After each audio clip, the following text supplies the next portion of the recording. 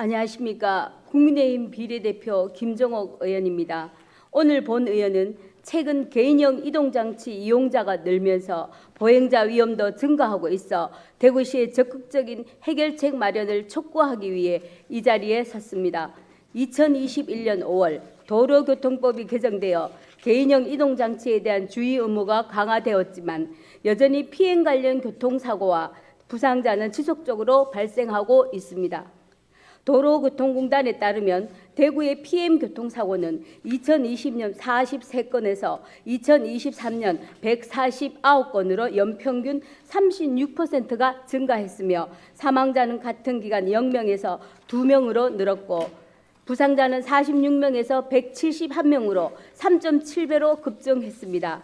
대구시의 경우 지난해 9월 개인형 이동장치 안전이용 실천 민간협력 결의대회를 통해 가이드라인을 마련하였고 이에 대한 실천 방안으로 같은 해 12월 전국 최초로 PM 최고 속도를 시속 20km로 하향 조정하는 등 여러 가지 자구책을 마련하여 시행하였음에도 아직까지 그 효과가 피부로 와닿지는 않고 있습니다. 이에 본 의원은 개인형 이동장치의 안전 문제의 원인을 물리적 요인과 인적 요인으로 나누어 짚어보고 이에 대한 대책을 몇 가지 제안하고자 합니다.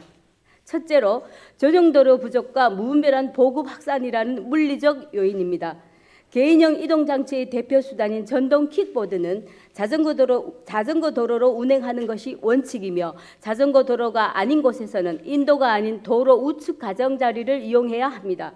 2022년 말 대구 전체 도로 대비 자전거 도로 설치 비율은 36.5%입니다. 그중 자전거만 통행할 수 있는 자전거 전용 도로와 전용 차로가 각각 8.3%와 1.2% 등 총 9.5%에 불과하고 보행자 겸용 도로가 90.1%가 설치되어 자전거 전용 도로가 매우 부족한 실정입니다. 지난 2021년 대구시가 친환경 통행수단 전용 차로를 확보하기 위해 추진한 도로 다이어트 사업은 현재 2년 넘게 답보 상태로 머물러 있습니다.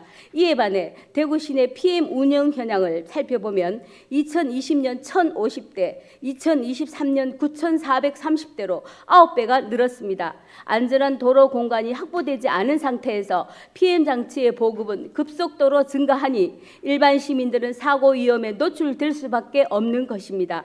덴마크 코펜하겐의 경우에는 2020년부터 전동 킥보드와 전동 자전거를 각각 3,000대씩만 운행하도록 총량으로 제한하고 있습니다.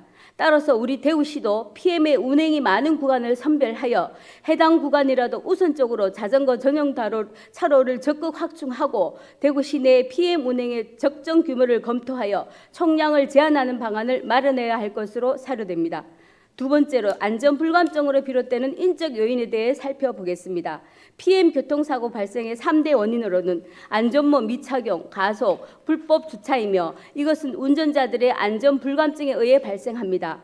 우선 안전모 미착용으로 인한 사고 현황을 살펴보면 전동 킥보드로 인한 교통사고로 병원을 찾은 이용자 중 85%가 안전모를 착용하지 않았으며 60%가 안면 외상을 당한 것으로 조사되었습니다.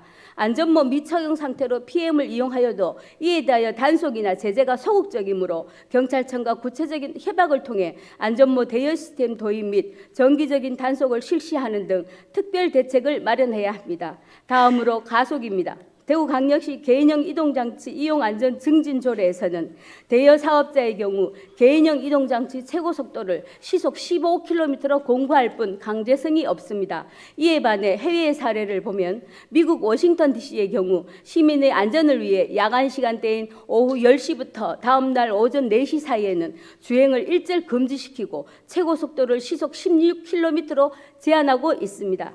가속으로 보행자와의 충돌 사고가 발생하면 중상이나 사망에 이를 수 있어 야간 시간대에 주행 금지와 사고 위험성이 높은 어린이, 장애인, 노인 보호구역은 시속 15km 이하로 속도 제한을 강행하도록 조례를 개정할 필요가 있습니다. 마지막으로 불법 주차 문제입니다.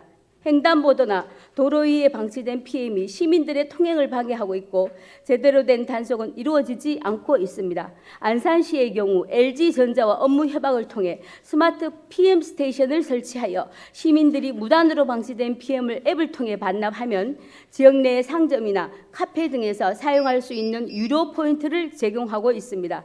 이것은 불법 주정차 근절과 안전사고 예방 그리고 지역 경제 활성화라는 세 마리 토끼를 잡을 수 있는 모범 사례로 보여집니다.